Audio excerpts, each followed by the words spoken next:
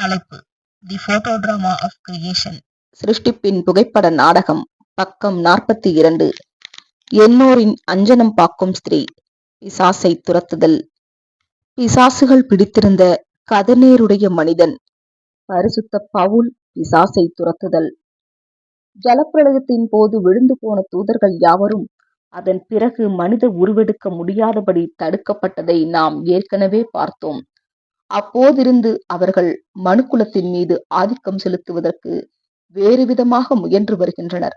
அவர்களின் உண்மை குணம் சுயரூபம் தெரிந்துவிட்டால் வெகு சிலரே அவர்களோடு தொடர்பு கொள்ளுவார்கள்.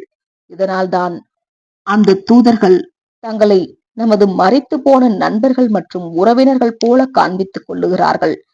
இப்படியாக அந்த தூதர்கள் உயிரோடு இருப்பவர்களுடன் ஆவிகளுடன் பேசுபவர்கள் மூலமாக தொடர்பு கொள்ள முயற்சிக்கிறார்கள்.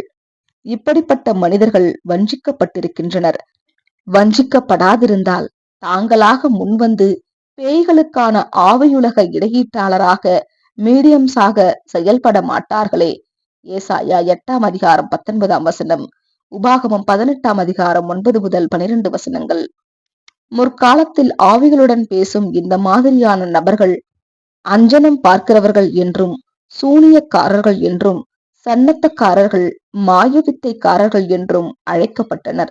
அவர்களுக்கு பழக்கமான ஆவிகள் ஃபெமிலியர் ஸ்பிரிட்ஸ் இருந்தன, அல்லது நோவாவின் நாட்களில் கீழ்ப்படியாதிருந்த ஆவிகளை அவர்கள் தெரிந்து வைத்திருந்தனர்.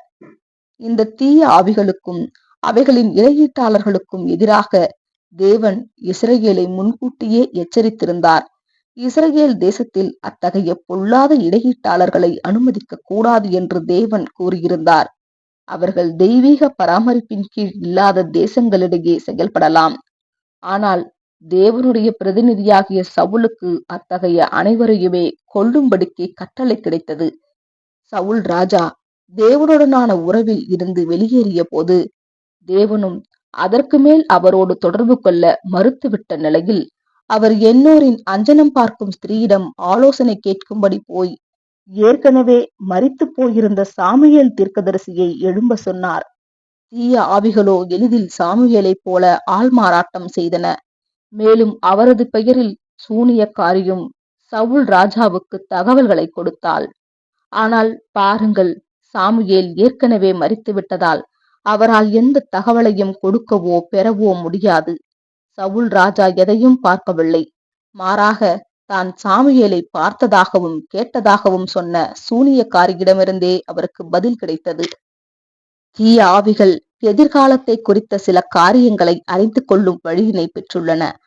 ஆனால் அந்த சூழ்நிலையில் இருக்கும் யாராக இருந்தாலும் சவுலுக்கும் அவருடைய படைக்கும் என்ன சம்பவிக்க போகிறது என்பதை எளிதில் கண்டுபிடித்து விடுவார்கள். என்ன எதிர்பார்க்க வேண்டும் என்பதை ராஜாவும் அறிந்திருந்தார். இதுவே அவரை தொந்தரவு செய்தது. அவரை தெய்வீக கட்டளைக்கு மாறாக சூனியக்காரியை தேட வழிவகுத்தது.